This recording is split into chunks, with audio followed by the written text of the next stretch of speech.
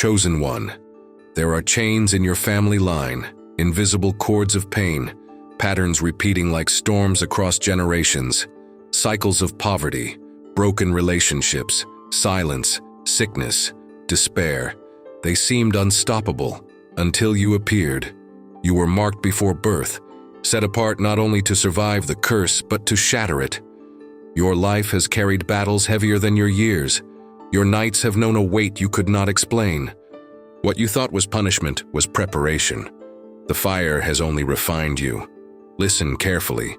In this message, I will reveal 10 divine reasons why you were chosen to break generational curses in your family. Stay until the end, because the final revelation is the one most people miss, and it will shift everything about your destiny. This is not a video.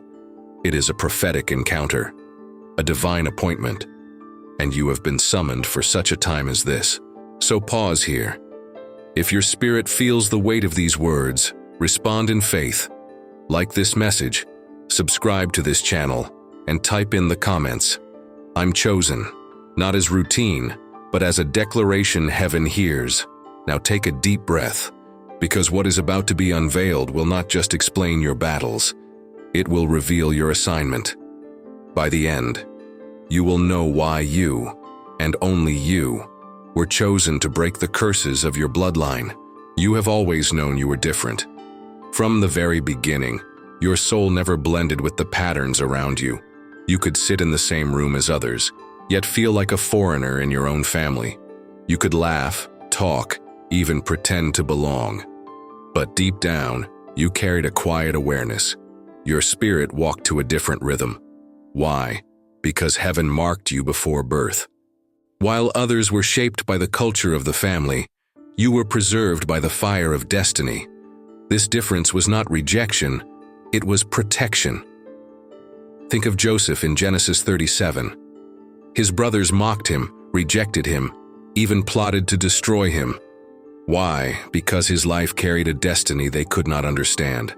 His coat of many colors was more than fabric. It was a visible sign. And your difference is your coat. The unusual desires you carry, the way your heart longs for God, the sense that you don't quite fit the mold. This is your garment of distinction. You were never designed to blend. If you walked the same roads as your family, you would have fallen into the same traps. But God interrupted your path. He stirred you with questions. He made you restless where others were content. He pulled you away, even when you didn't understand why.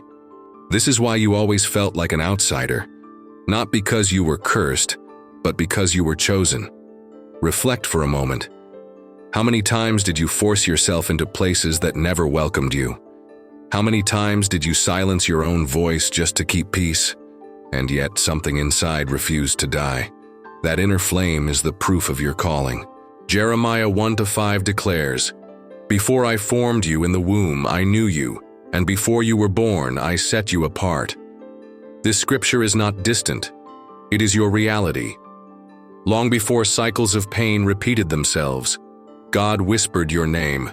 This one will break the chain.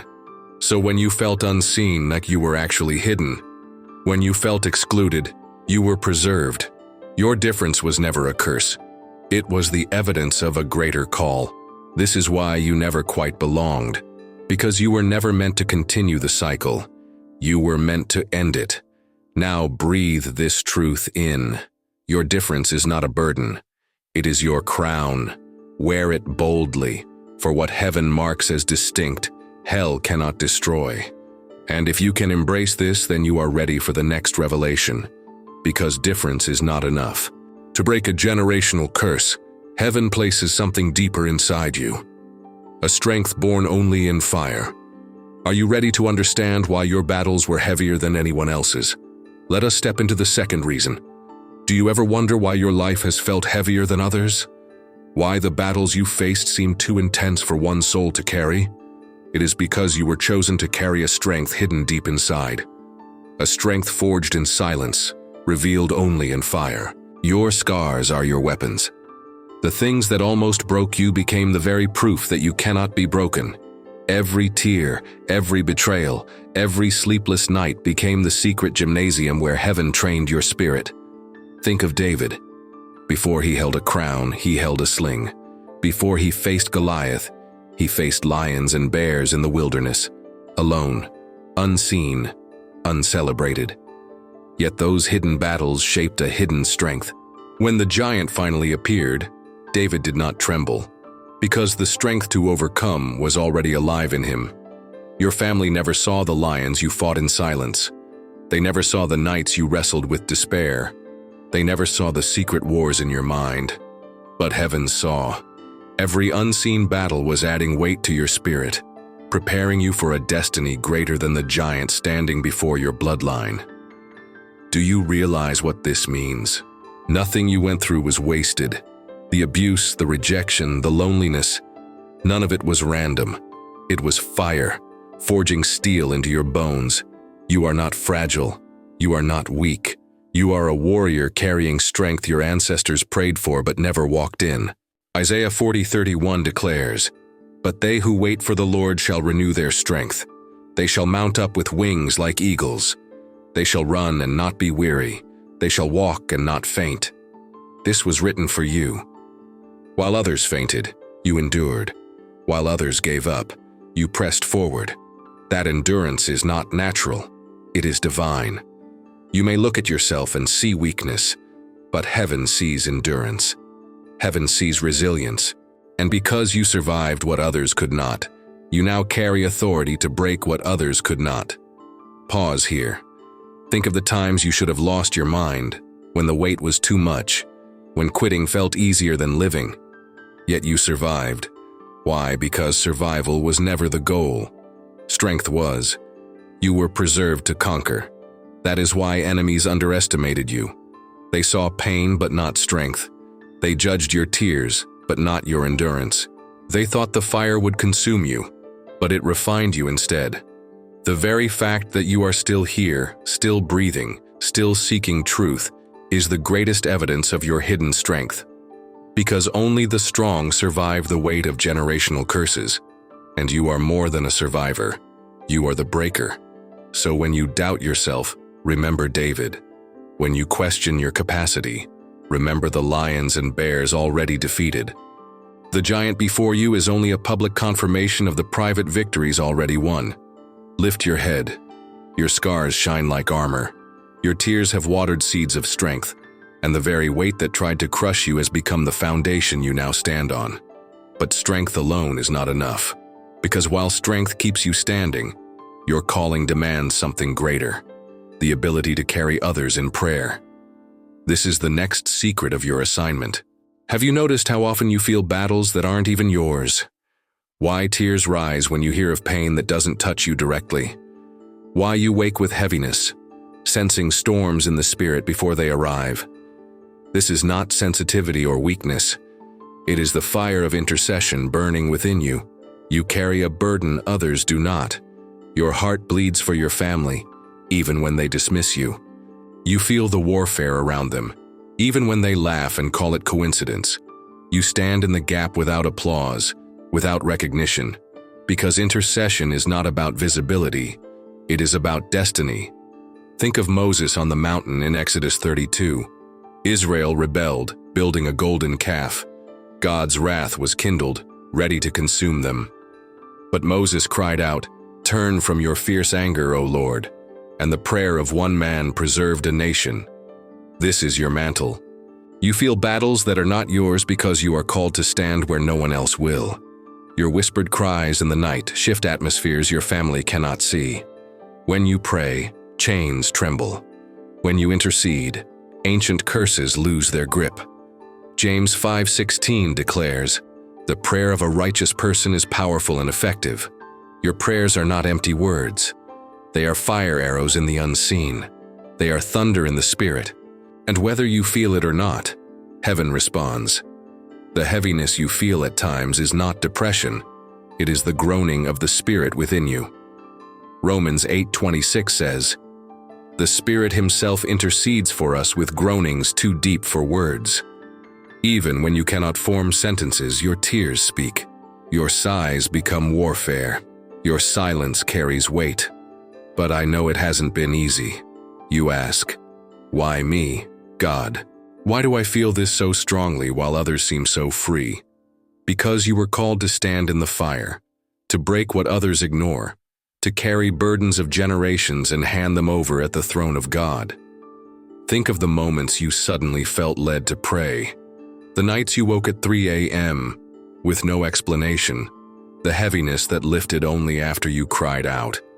These were not accidents. They were divine assignments. You are the intercessor your bloodline needed. This gift of intercession is not a curse. It is fire designed to empower you. For every prayer you release, heaven sends answers. For every tear, heaven writes decrees. For every groan, heaven moves armies. Generational curses fear your prayers more than anything else, because your prayers build new altars, altars of blessing where once there was bondage. You are rebuilding the foundation of your family, one prayer at a time. So do not resist the burden. Embrace it as the fire of God within you. You are carrying generations in your spirit, and your prayers are birthing a new future. But understand this: when you carry the fire of intercession, you also attract warfare. Darkness recognizes who you are. Attacks intensify not because you are weak, but because you are dangerous. Your prayers terrify hell. And that is why your battles have been so fierce. But these attacks are not a sign of defeat. They are the clearest proof of your calling. Are you ready to see why your warfare has been unlike anyone else's? Let us step into the fourth reason. Have you ever wondered why your battles feel heavier than everyone else's? Why doors slam in your face while others walk through with ease? Why storms rise the moment you step toward purpose? It is not coincidence. It is warfare. And you attract it because you are a threat. Darkness does not waste energy. The enemy does not pursue what is harmless. If your life has felt like a battlefield, it is because your assignment terrifies hell itself. Think of Job. He was righteous, faithful, blameless, yet his life was torn apart. Why? Because his integrity provoked the enemy. Greater battles always surround greater callings. Generational curses have targeted your line for decades, maybe centuries. Cycles of addiction, poverty, brokenness. But when you were born, the war intensified because you are the interruption, the seed that carries authority to stop what has been allowed too long. That is why attacks came in childhood, why dreams were resisted before they even began, why betrayal and rejection followed you. The enemy saw what you carried before you could name it. Heaven marked you, and hell noticed. Ephesians 6:12 reminds us, "For we wrestle not against flesh and blood, but against principalities, against spiritual wickedness in high places." This is not random suffering, it is targeted warfare. The chains that bound your family for generations fear the moment you break them. Pause and reflect. Have you noticed how attacks come when you're closest to breakthrough? How discouragement rises right as you begin to heal? How sudden chaos appears when you align with God? This is no accident. It is strategy, because the enemy fears momentum. But warfare is not proof of weakness. It is proof of worth. The storm does not chase an empty ship. It chases the one carrying treasure. And you are carrying freedom for your bloodline. So when warfare rises, stand like a lighthouse battered by waves yet unshaken. You were built for this.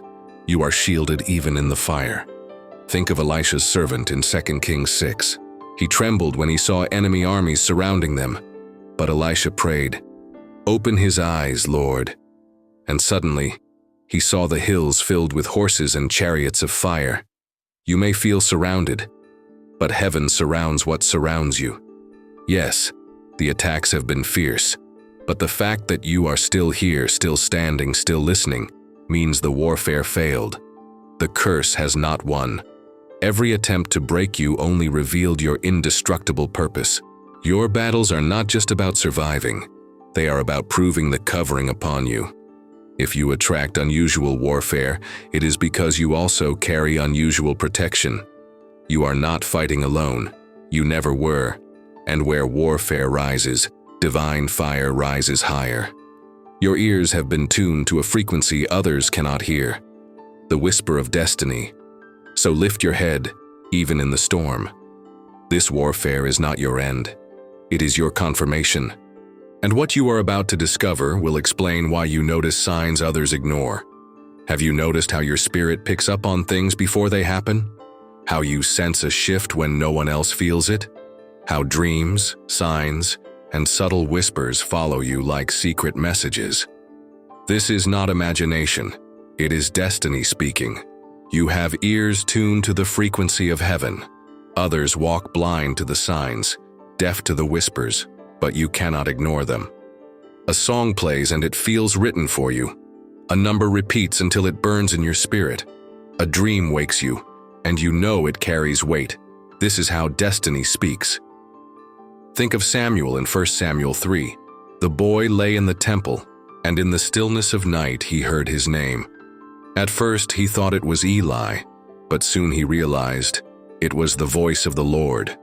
Like Samuel, you hear what others overlook. The whispers of God find you in the quiet. Because destiny rarely shouts, it whispers. This is why you've always felt different, why you could not drown yourself in noise like others. Even in your lowest moments, the whisper found you. Even when you tried to silence it, the voice remained. Heaven will not allow a chosen vessel to remain deaf. John 10:27 says, "My sheep hear my voice, and I know them, and they follow me." This belongs to you. You are not wandering blind. You are following a voice guiding you step by step. Think of the times you obeyed the whisper when it made no sense. The job you walked away from, the friendship you released, the sudden move that seemed illogical, yet peace followed. These were not random decisions, they were alignments. And yes, it has been lonely. You tried to share the signs, the dreams, the visions. They called you strange, dismissed, or mocked you. But what others reject as nonsense is heaven's language to your soul. Your ability to hear destiny is not a burden, it is a weapon. While others stumble in confusion, you walk with divine direction. Your ears were tuned to break the cycle, but hearing is not the end. Whispers are not meant to remain whispers, they are blueprints. God reveals so you can build. The signs you hear are preparing you to establish altars, foundations, and legacies that will shift your bloodline forever. Treasure the whispers, write them down, pray over them. They are eternal seeds, seeds that, when planted, birth freedom for generations. If you are chosen to hear destiny, you are also called to build what destiny requires. And that is the next revelation. Are you ready to see why your hands were set apart as builders of altars? You were not sent only to notice the cycles or hear the whispers. You were sent to build, to raise altars where destruction once reigned. Your destiny is not only to break, it is to establish. Every decision in obedience becomes a stone. Every prayer you lift becomes a foundation. Every act of faith becomes a wall against the darkness. Think of Nehemiah. Jerusalem lay in ruins. The walls were broken. The gates burned. Generations lived in shame. Defeat repeating itself. But Nehemiah could not look away. He heard God's call and rebuilt what others had abandoned. This is your call. The ruins of your family line stand before you. Walls of identity crumbled. Gates of destiny burned. But you have been chosen to build again. Your prayers are not only breaking chains, they are laying foundations. Your obedience is not only removing curses, it is establishing blessings. When you choose forgiveness over bitterness, you lay a stone. When you choose purity over compromise, you raise a wall. When you choose prayer over silence, you build an altar that cannot be torn down. Joshua 24:15 declares, "As for me and my house, we will serve the Lord." That was more than a statement. It was the building of an altar. By those words, Joshua shifted the direction of his lineage. You are doing the same. Pause and reflect. How many in your family gave their loyalty to idols of money, addiction, pride, or fear? But then came you, and through your surrender, a new altar is being built. One of worship, truth, and freedom. Do not despise small beginnings. Altars are not built in a day. Nehemiah faced ridicule, resistance, attack, and so will you. But every stone matters. Every act of obedience shifts the atmosphere. Every choice for God adds another brick. Your family may laugh or misunderstand, but heaven records each stone you lay, and generations will thank you for the altar you are building now. But know this: building requires sacrifice. Altars demand surrender. There will be days when obedience feels heavy, days when you must lay down your own desires for the sake of those who will come after. Yet remember, every altar Abraham built was followed by covenant. Every surrender released new promise. Your altar is not only for you, it is for your children, grandchildren, and spiritual descendants. They will inherit blessing because you built. They will walk in freedom because you obeyed. Lift your head, builder of altars. The ruins will not remain ruins. The curses will not remain curses. Your obedience is raising new walls, sealing new gates. But building is not the end. Because when you build, heaven also releases something into your hands, a mantle. And in the next revelation, you will see why the weight of generations now rests on your shoulders. The weight you feel on your shoulders is not only your own. It is the cry of generations, the prayers of those who came before you, the mantle heaven placed upon your life. You are not walking alone.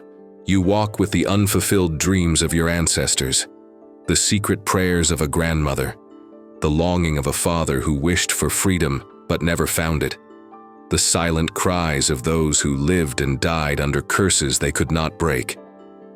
Their voices echo in you, and heaven has answered by raising you. Think of Elisha in 2 Kings 2. He walked with Elijah, served faithfully, and when the moment came, the mantle fell upon him. The same power, the same authority, but with a new measure. He carried not only his call, but the continuation of what began before him. This is you. The mantle of your bloodline rests upon you, not to crush, but to empower. Every unfinished prayer, every broken attempt, every cry for freedom is now answered through your life. Have you noticed the deeper pull on your spirit? The way spiritual things stir you while others remain unmoved. This is the mantle at work. It will not allow you to waste your life. Heaven has invested too much in you. Hebrews 12:1 says, "Since we are surrounded by such a great cloud of witnesses, let us throw off everything that hinders and run with perseverance the race marked out for us." That cloud includes your ancestors, those who ran but did not finish. Now they watch you, cheering as you run, because with you the story shifts. Think of the times you felt a strange heaviness, as if carrying more than yourself. That is the mantle, both weight and power.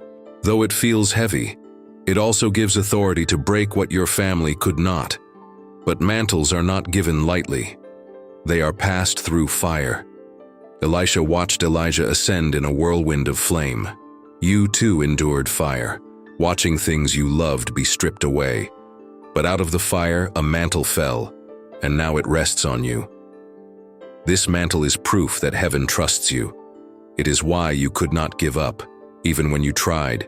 It is why destruction could not claim you.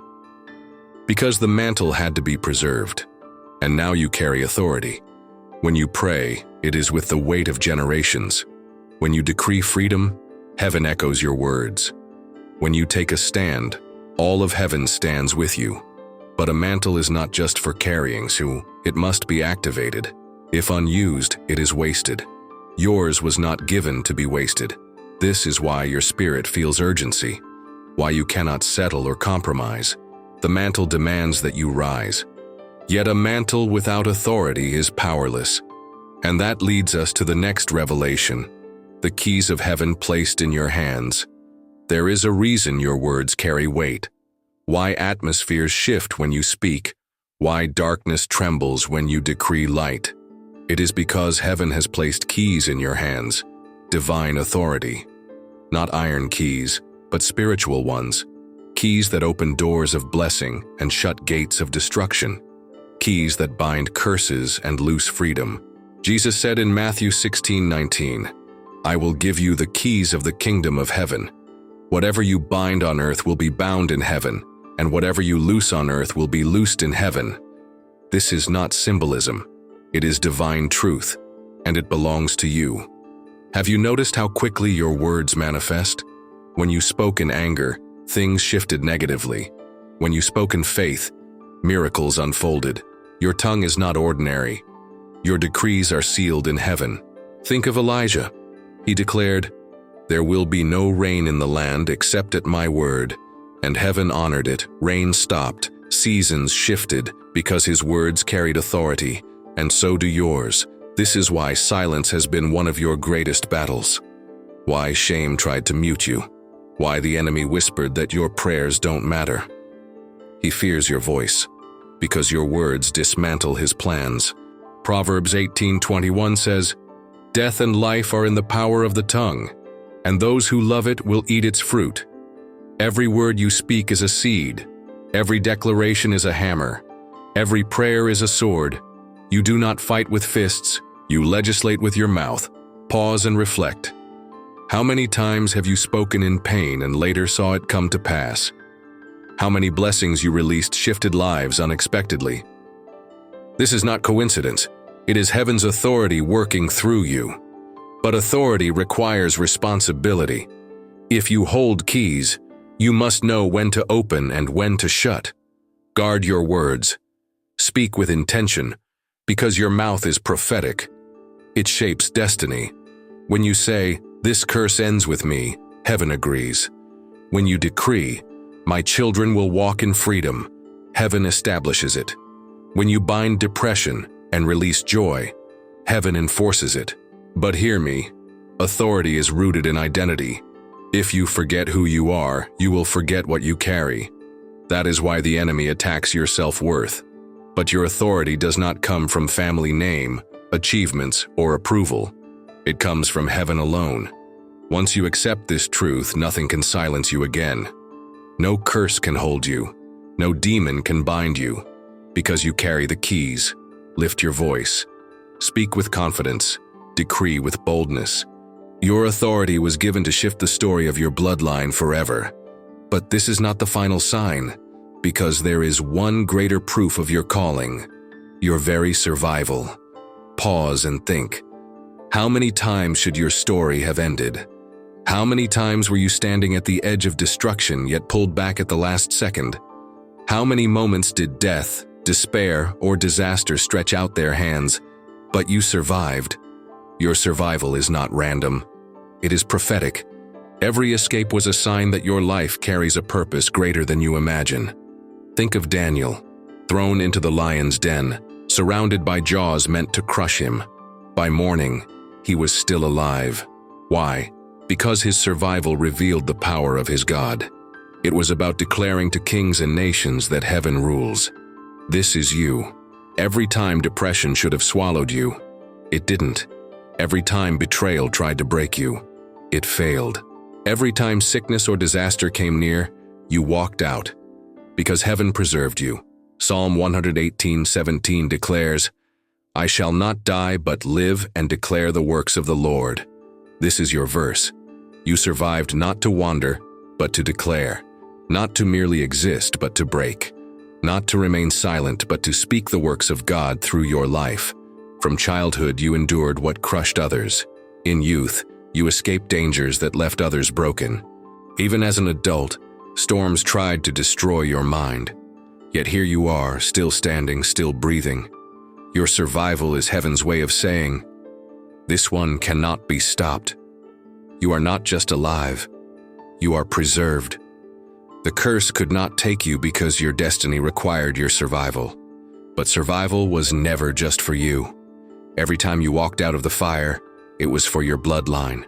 Every time you escaped destruction, it was for those who come after you. Each survival was a prophetic announcement. The curse ends here. Think of Joseph, sold into slavery, imprisoned, forgotten. Yet he survived. And when famine came, his survival preserved his entire family. One man's survival became the redemption of a whole lineage. Your survival carries the same weight. It was never about you alone. It was about your children, grandchildren, spiritual descendants. All will eat from the fruit of your endurance. Do not despise the nights you thought you wouldn't make it. Do not dismiss the moments you almost gave up. Every close call, every narrow escape, every breath you still take is proof that heaven would not allow your defeat. Your scars are not evidence of weakness. They are evidence of prophecy. Your survival preaches louder than your words. Every curse that tried to kill you failed, and now you carry proof that no curse can outlive your calling. But survival is not the end. It was preparation. Because surviving was never the goal, it was the setup for the final revelation. Are you ready to hear the last and greatest reason you were chosen? The truth that reveals you are not just a survivor, but the firstborn of a new lineage. You must understand this final truth. You are not simply breaking curses, you are birthing something brand new. You are the firstborn of a redeemed lineage. When heaven chose you, it was not only to end cycles of destruction, it was to begin cycles of blessing, to write a new story where old ones ended in ashes, to plant a new tree where roots were poisoned. You are the beginning of a new inheritance. Think of Abraham in Genesis 12. God called him out from his family, away from the old patterns, and spoke, "I will make you into a great nation, and I will bless you, and all peoples on earth will be blessed through you." One man, one step of faith, and nations were born. This is your call. Like Abraham, you are the first, the one heaven set apart to leave curses behind and step into covenant. Through you, a new lineage begins. Your ancestors may have passed down pain, addiction, poverty, trauma, silence, but you are passing down blessing, freedom, and a spiritual inheritance stronger than gold. Your children, natural or spiritual, will not inherit the chains you carried. They will inherit the prayers you prayed. They will inherit the altars you built. They will inherit the authority you activated. And even if you have no children, your legacy remains spiritual. Those connected to you will walk in freedom because you chose alignment. Your very presence shifts atmospheres. Your life itself becomes the proof that curses can be broken and blessings can flow. Think of Ruth. She was a Moabite, born of a cursed bloodline. Yet by aligning herself with God, she stepped into a new lineage, one that led to David and ultimately to Christ. One choice shifted history forever. This is what heaven is doing through you. You are Ruth stepping into covenant. You are Abraham stepping into promise. You are Joseph feeding a starving generation. You are the firstborn of a new story. But being firstborn is not easy. It means walking roads no one in your family walked, fighting battles no one before you fought, paying the cost so those after you can live free. But the weight of the firstborn is always rewarded with the inheritance. Romans 8:29 declares that Christ himself is the firstborn among many brothers and sisters. Do you see it? Even your Savior carried the mantle of being first. He bore the cost so you could walk in freedom. And now you follow in his steps, the first in your line to live in divine alignment. Lift your head. You are not just surviving, you are pioneering. Not just breaking, but birthing. Not just ending, but beginning. And this is the final revelation. You are not the end of your family's story. You are the new beginning. The curses that haunted your ancestors end with you. The blessings your descendants will enjoy begin with you. You are the firstborn of a new lineage. You did not find this message by accident. Heaven led you here. Every battle, every scar, every prayer, every tear, none were random. They were chisels of destiny, shaping you into the breaker your family has been waiting for. Listen closely. You are not cursed, you are chosen, not abandoned, but preserved. Not trapped in cycles, but the interruption of cycles. Everything that tried to destroy your bloodline ends with you. The last revelation is this: your survival was never just about you. Your calling is for generations, for legacy, for heaven to rewrite your family's story through your obedience. You are Abraham, called to start a lineage of blessing. You are Joseph, raised to preserve lives. You are Esther, standing in the gap for such a time as this. Your entire life has prepared you for this moment, and today, Heaven confirms it. You are the curse breaker. Now declare it. Lift your hands, close your eyes, and let this seal into your spirit. I declare every curse ends with me. I declare I am the firstborn of a new lineage. My children and their children will inherit blessing, not bondage. My scars are weapons. My tears are seeds, and my prayers are fire. I am chosen, preserved, anointed, and sent to shift the story of my bloodline. Let these words echo in you. Your identity is not negotiable. Your assignment is not optional. No curse can undo what God has decreed. Now I invite you, not as routine, but as a sacred act of faith, to respond. Like this message as a declaration. Subscribe to remain connected to prophetic words that keep you aligned. And type in the comments, "I'm chosen," or simply 777, as a sign that you agree heaven has sealed this over your life. Because when you declare it publicly, you activate it spiritually. When you confess it openly, heaven establishes it on earth. This is your moment, your confirmation, your divine alignment. The curses are broken, the mantle rests on you, and the new lineage begins now.